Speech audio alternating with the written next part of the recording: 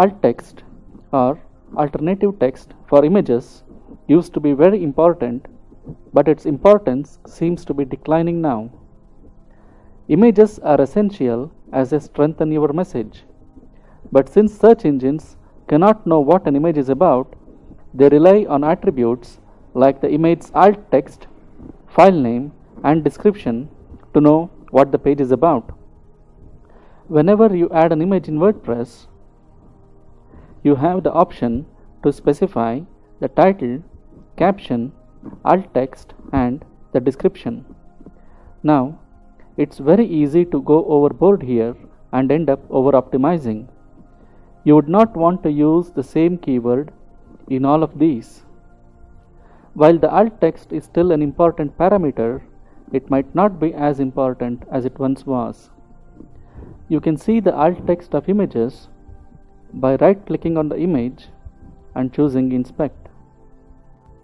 There's a lot more to this than we have just discussed. We will discuss these in greater detail in the Advanced SEO section.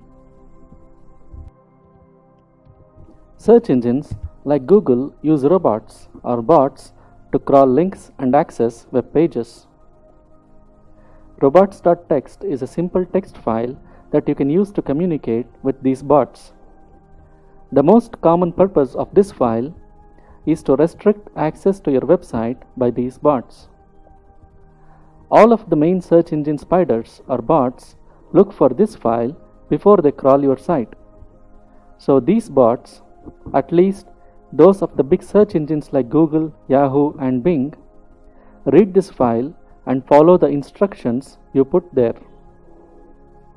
This file needs to be in the root of your website where the index.php file resides. The path of this file is your domain.com/robots.txt. For instance, you can see what the robots.txt file of our site happydreams.com looks like by visiting the following URL.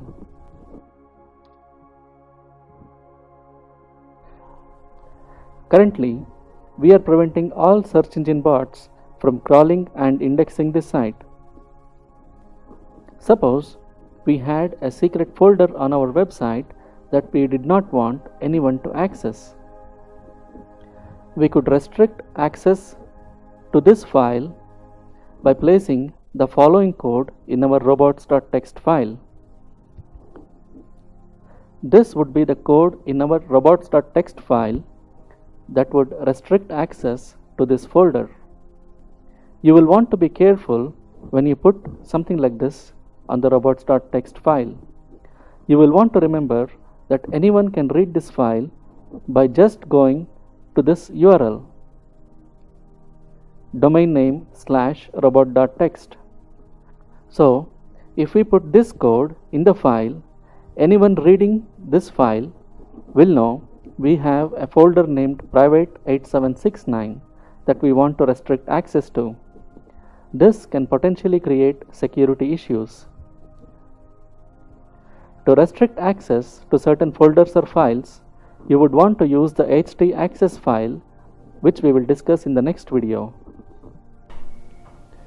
The .htaccess file is another command file that's in the root of your web server, just like the robots.txt file.